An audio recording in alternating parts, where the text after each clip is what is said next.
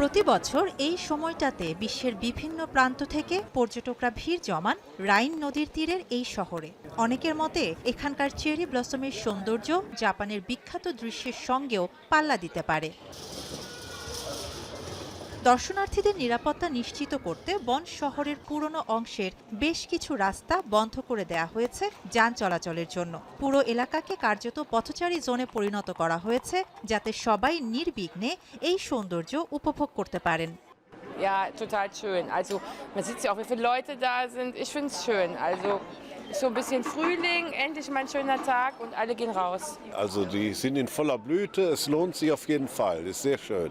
Also heute passt natürlich alles zusammen. Also das Wetter spielt mit und Osterferien und Kirschblüten, also alles ist schön. 1986 সালে প্রথম এই cherry গাছগুলো রোপণ করা হয়েছিল।